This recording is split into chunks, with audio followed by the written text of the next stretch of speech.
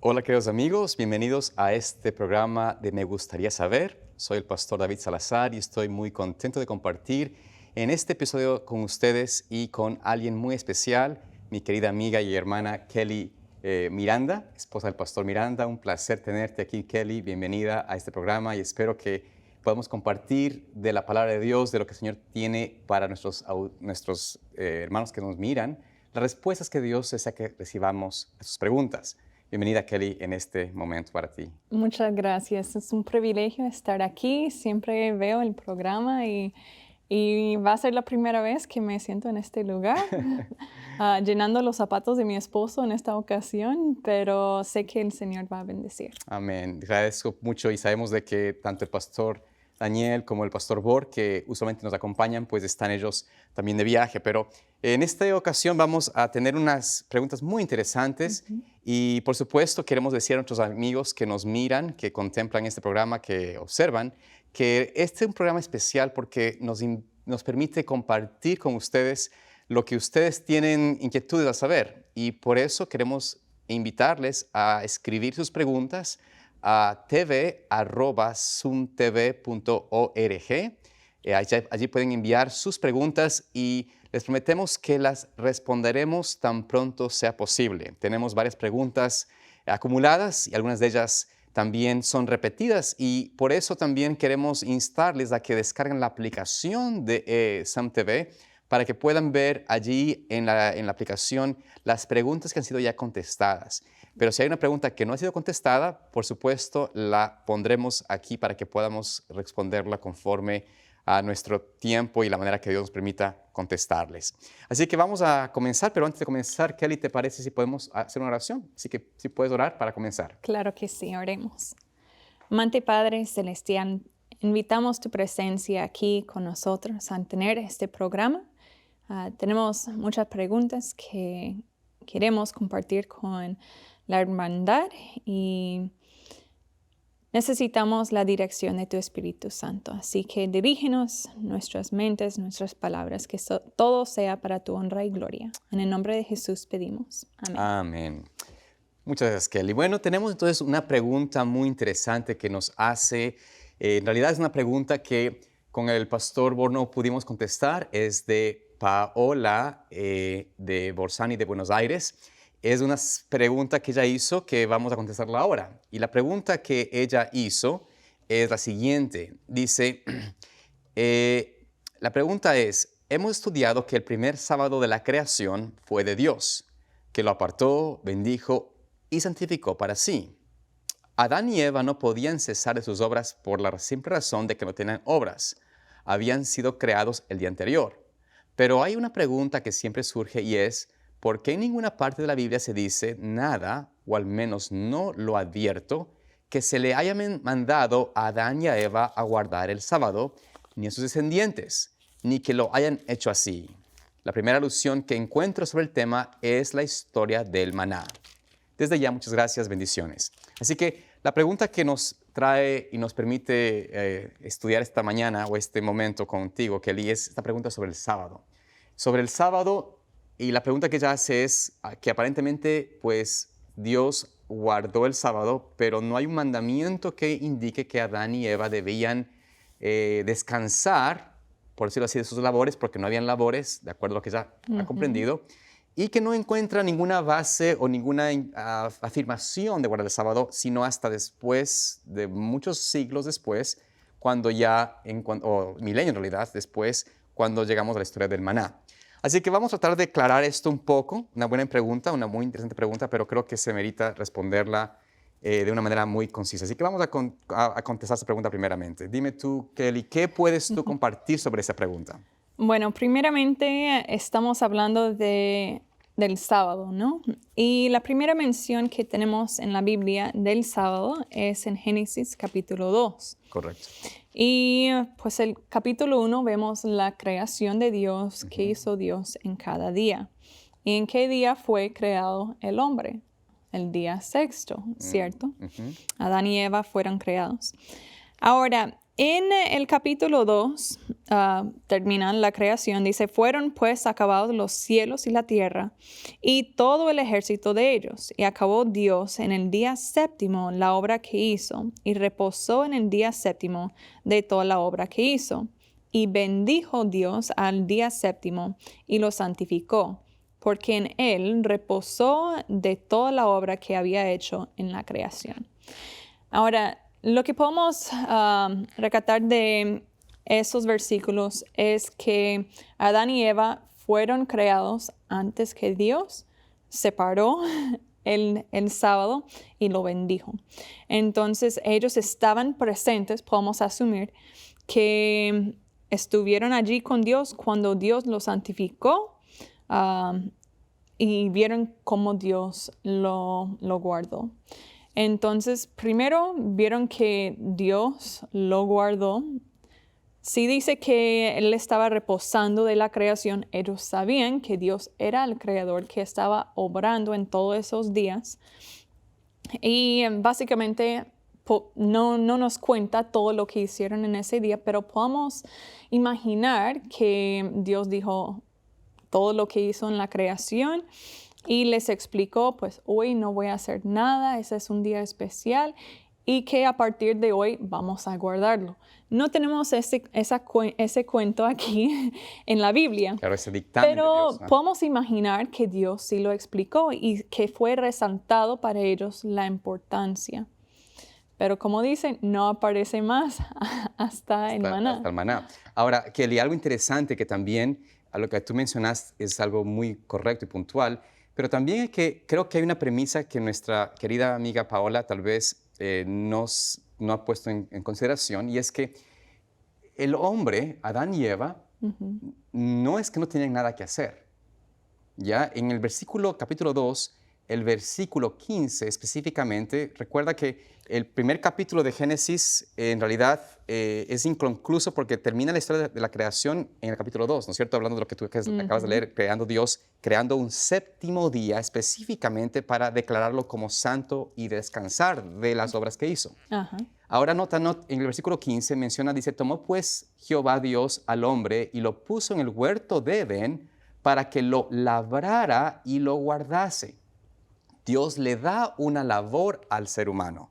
El Señor no le dejó al ser humano, Adán, en un estado de vacación perpetua. No. Es decir, tienes que estar relajado, durmiendo, cogiendo las uvas. No, esto era una labor que tenía que hacer. Cuidar del lugar, hacerlo más hermoso, podar los árboles, mirar a los animales, estar labrando. Tal vez la labor no era tan fuerte o extenuante que se hace ahora, pero sí era una labor de hacerlo activo. Dios hizo al hombre con un rol de actividad.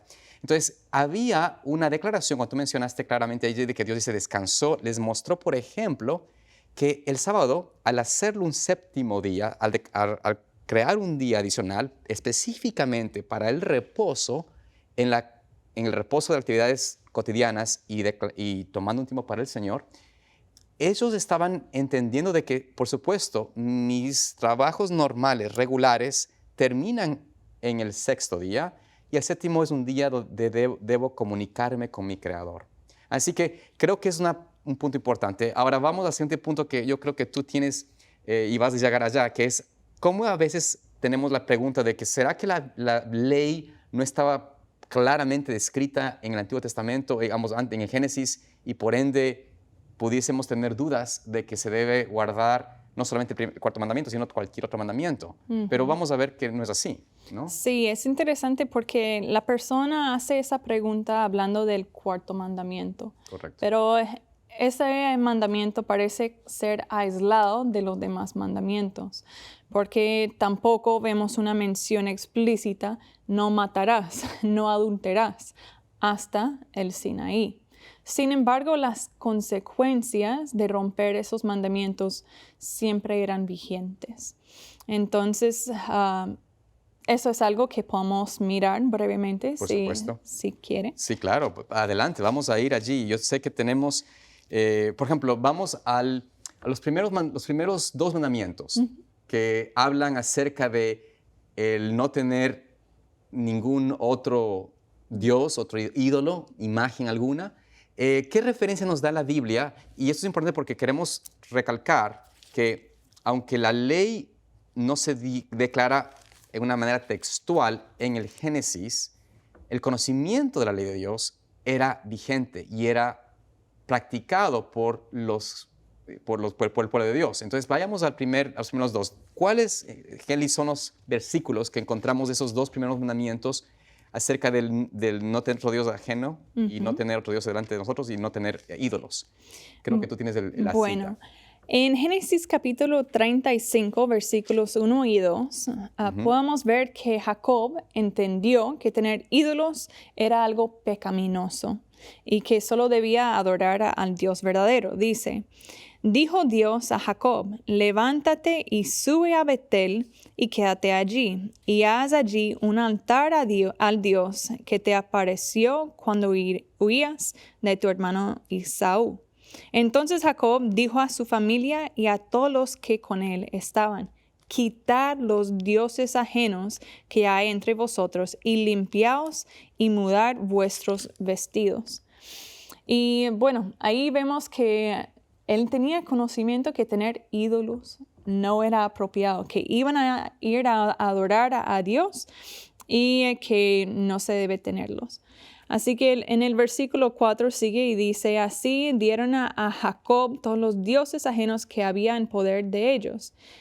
Y Jacob los escondió debajo de una encina que estaba junto a Siquem. Así que ahí vemos que está apartando, quitando a los dioses ajenos. Así que había un conocimiento. No vemos dónde fue ese conocimiento, pero estuvo presentado en algún momento. Perfecto. Esa es una muy clara evidencia de que, como dices tú, aunque no se mencione el sábado, tampoco se mencionan los demás mandamientos, y sin embargo, había un conocimiento muy claro sobre el guardarlos. Otro interesante, por ejemplo, lo encontramos en el capítulo 39 de Génesis, justamente con la experiencia allí de José, ¿no es cierto? José, que fue llevado cautivo, vendido por sus hermanos y cautivo a Egipto para ser vendido como esclavo, y es vendido como esclavo a un hombre de importante, ¿no es cierto? Potifar. Cuando el joven tal vez crece y Dios bendice su labor, su fidelidad al Señor, vemos de que el Señor dio tanta bendición de que Potifar le pone como mayordomo de toda su casa. Y cuando está el joven allí, en el capítulo 39, notamos algo interesante. Viene la esposa de Potifar y le dice a José lo siguiente. Vayamos brevemente allí en el versículo 7, ¿no es cierto? Del capítulo 39 dice, y aconteció después de esto que la esposa de su señor puso sus ojos en José y dijo, acuéstate conmigo. Entonces, vemos aquí que esta cuestión de adulterio, ¿no es cierto?, está ahí latente. Ahora, ¿cuál es la respuesta de José? Si es que no tenía conocimiento de la ley de Dios, y se ha dicho, bueno, no hay problema, pero ¿qué hace en realidad él? Bueno, es interesante allí porque dice en versículo 8, y él no quiso y dijo a la mujer de su amo, he aquí que mi señor no se preocupa conmigo de lo que hay en casa y ha puesto mi mano en todo lo que tiene. No hay otro mayor que yo en esta casa y ninguna cosa me ha reservado sino a ti, por cuanto tú eres su mujer. ¿Cómo pues haría yo este gran mal y pecaría contra Dios? Ahora sabemos que el pecado es una infracción de la ley de Dios. Correcto. Entonces, él sabía que era pecado, que en otras palabras era una infracción de la ley de Dios aquí y que era un gran mal. Así que interesante. Parece que la ley ya existió antes de Por eso supuesto, también. y eso es muy importante, Kelly, y claro, a nuestros queridos amigos que nos miran, es importante comprobar con estas maneras que en la Biblia sí existe la evidencia de que la ley de Dios fue declarada, tal vez no escrita con sus dedos, pero sí era declarada y fue transmitida de generación en generación uno tras otro. Inclusive tú mencionabas antes del programa cómo vemos también, creo que en el libro de Job, el capítulo 1, ¿no es cierto?, habla acerca de la mentira, si no me equivoco, ¿no? De lo que los hijos, no me acuerdo si era exactamente el capítulo 1 de Job Sí. 1.5, menciona allí, vamos brevemente allí tal vez para poderlo leer en realidad, pero ahí en este versículo hay otra evidencia mucho antes del Sinaí, mucho antes del Éxodo, de la evidencia de que había una experiencia, es el capítulo, ahora lo 31. encuentro. Allá menciona Job de que él hace sacrificio, holocausto al Señor, ofrenda al Señor, intercediendo por sus hijos porque dice quizás ellos blasfemaron en su corazón contra Dios. Es decir, tomaron su nombre en vano, quizás hicieron algo que el Señor ofende. Entonces, todo ese conocimiento de la ley de Dios fue transmitido y no lo dio el Señor a través de una ley escrita, pero estaba dada por labios de generación en generación. Así que si entendemos este concepto, creo que podemos contestar a nuestra querida hermana y amiga Paola que es evidente en la Biblia que el sábado, al igual que los otros mandamientos, estaban dados y experimentados, planificados o guardados por el pueblo de Dios antes que llegase a la ley del Sinaí. Vemos ahí en muchos casos, en los ejemplos que ya mencionamos, de cuando ellos sí tenían conocimiento que eran mal, pero también en otras circunstancias vemos que sí tuvieron que sufrir las consecuencias, como en el caso de Caín y Abel, ¿no? Que Caín mató a su hermano. Había consecuencias para Caín. Y también pues allí vemos la mentira, porque Dios le pregunta a Caín, ¿dónde está tu hermano? Correcto. Y de nuevo vemos consecuencias por la mentira también. Entonces, ahí vemos que las consecuencias de transgredir la ley de Dios son continuas, o han sucedido continuamente desde que comenzó el pecado en esta tierra. La evidencia lo vieron sus padres y tanto Caín como Abel tenían el conocimiento de lo correcto. Por eso Dios, cuando inclusive viene Caín y Abel a dar esa ofrenda al Señor, tú ves allí que Caín y su ofrenda no es aceptada por el Señor, mientras que la de Abel es aceptada. Y el semblante de Caín se enoja contra su hermano porque él hizo conforme a lo que Dios pidió, mientras que el otro no. Entonces, Dios reveló sí a ellos lo que él requería, sus requerimientos, lo que significaba guardar su ley. El hecho está de que, aunque no lo vemos declarado como tal, no significa que no existía. Sí, hay muchas cosas que no cuenta la Biblia. Por supuesto. Sabemos muy poco de la vida de Adán y Eva después del pecado. La gente pregunta muchas veces cuánto tiempo estuvieron en el huerto antes de pecar también. No sabemos. No sabemos. La Biblia no nos da todos los detalles, Correcto. pero sí nos da lo suficiente para comprender. Y finalmente, tal vez, otra de las cosas importantes, ¿no? Es, si vamos a la historia del maná justamente, por ejemplo, donde menciona nuestra hermana Paola sobre el tema de que allí se encuentra finalmente, después de mucho tiempo, acerca de guardar el sábado, si esa experiencia del maná no hubiese sido de conocimiento previo para ellos, el Señor estaría siendo injusto con ellos, pidiéndoles que guarden un sábado que ni siquiera tienen idea al respecto.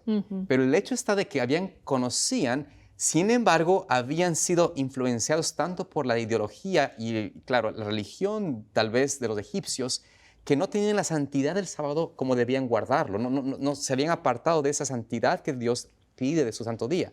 Y por eso es que cuando el Señor les dice, miren, ¿por qué hacen esto? ¿Por qué? O sea, si el Señor se dice que se siente como, te voy a decir, tal vez herido de que la gente que sabía del sábado que tenían que guardar el maná o para el siguiente día, algunos no lo hacían y salían a buscarlo nuevamente el sábado, el Señor se enoja con el pueblo de Israel porque dice, ¿por qué hacen esto? ¿Por qué no guardan mis sábados como deben ser hacerlo? Entonces, tú ves ahí que sería absurdo para Dios pedir algo que recién iban a entenderlo. Esto era algo que muestra de que ya conocían y eso es algo que el Señor desde el mismo Edén lo formó y lo estableció. Correcto.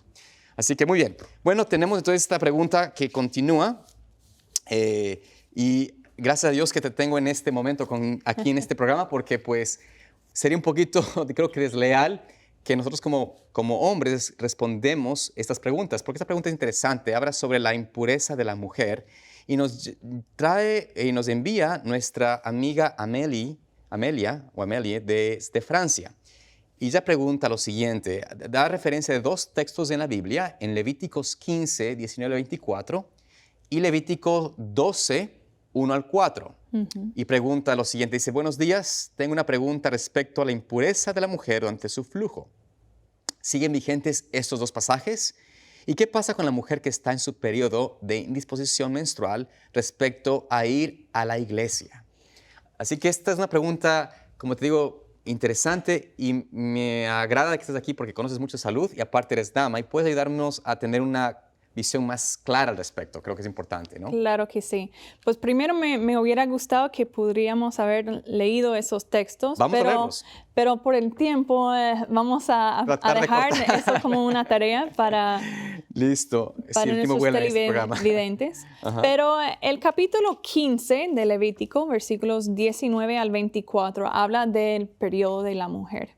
Correcto. Y habla de cómo ella debía separarse durante ese tiempo, que nadie le debe tocar, ni ella, ni su cama, ni su ropa, y que un hombre no debe acostarse con ella mientras que ella esté en su periodo.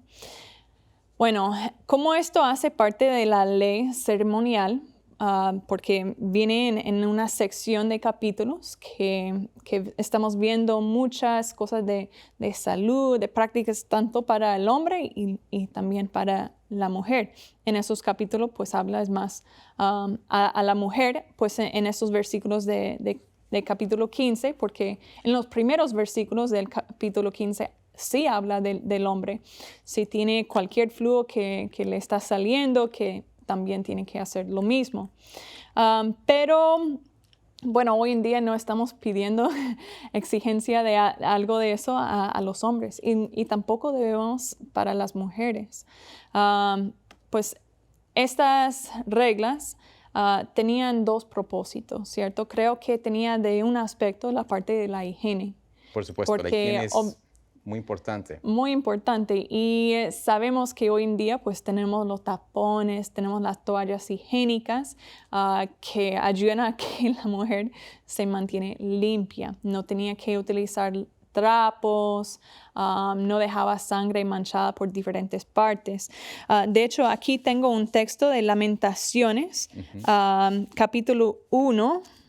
Y versículo 8, si me puede ayudar. Claro, por supuesto. Lamentaciones, capítulo 1, versículo 8. Versículos 8 y 9. 8 y 9, perfecto. Y sabes que lo que tú mencionas en realidad es muy importante hacer énfasis, ¿no? El aspecto de que el Señor tenía cuidado de la parte de la salud. Las leyes de Dios para el pueblo de Israel tenían muchas veces una connotación ceremonial, pero también había muchas de ellas enfatizadas en el aspecto de salud, de higiene, para prevenir justamente enfermedades, para prevenir justamente problemas que, pues, si no lo seguían como Dios pedía, pues estarían equivocados. Ok. Si quieren, yo lo puedo resumir porque hay 4 minutos que nos quedan. Pero en Lamentaciones, capítulo 1, versículos 8 y 9, hace alusión al pueblo de Dios y la menstruación de la mujer. Y habla de la mancha de la sangre estando sobre las ropas. Entonces sabemos que en el tiempo del Antiguo Testamento se manchaba la ropa de la mujer con la sangre cuando tuvo su menstruación. Y bueno, menciona cómo que también la parte de las relaciones en el capítulo 15, que el hombre no debe acostarse con la mujer mientras que esté con su periodo. Eso también tiene mucho que ver, tanto con la higiene y también por la parte de la temperancia, podemos decir. Por supuesto. Porque el hombre también necesita ejercer temperancia. Así que hay descanso para la mujer, ella no es un objeto para el placer sexual, solo que también pues vemos la importancia de la temperancia, el respeto que necesita la mujer en su tiempo. Por supuesto. Y esto es importante que contestar a nuestra querida amiga Amelia, que el aspecto de estos dos versículos, de estos pasajes en Levítico específicamente, los principios son importantes mantenerlos. En la parte de lo que es ceremonial, el aspecto de por ejemplo, ella menciona sobre ir a la iglesia, ¿no es cierto? O si puede ir a la iglesia si está ella en su flujo. Este aspecto no es relevante hoy en día porque la razón por la cual se prohibía a la mujer en su periodo ir al santuario, acercarse al templo, era por el aspecto de lo que significaba esa reverencia a Dios. Y la sangre, ¿no es cierto?, era un símbolo de contaminación. Y por ese sentido, el Señor quería asegurarse de que pues, ni una mujer no tocase o no estuviese en el lugar. ¿Recuerda la historia de la mujer que tenía el flujo de sangre por muchos años? Imagínate lo que ella no poder asistir a una congregación, no puede asistir a una iglesia por tantos años. Y el Señor sanó a esa mujer, ¿no? El aspecto es de que Dios tenía un deseo de que todos se acercasen a Él, pero por el aspecto de la ceremonia, lo que significaba la pureza de la santidad de Dios, era necesario que una mujer con su flujo de sangre no fuese allí. Ahora bien, esto no se aplica ya más. Hay que comprender de que el principio de salud, de temperancia, de higiene, debe aplicarse en el sentido de que las personas, las damas que están en su periodo deben mantenerse sin ese trabajo o sin tener relaciones con sus maridos porque no es lo que Dios pide, por cuidado de ellas mismas, ¿no? Pero en el aspecto ceremonial o de ir a la iglesia ya no es aplicable porque esa fue una parte ceremonial que fue terminada con la obra de Cristo aquí en la tierra, en la parte ceremonial. Entonces, creo que la respuesta para nuestra querida hermana espero sea de respuesta correcta y le pueda ayudar a ella en su desarrollo. Lamentablemente, Kelly, ¿no es cierto? El tiempo se nos ha ido. Este es un programa que queremos tratar de contestar sus preguntas de la mejor manera, lo más directo posible y a través de la palabra de Dios y la profecía. Y agradecemos mucho de que ustedes puedan asistirnos con sus preguntas, inquietudes.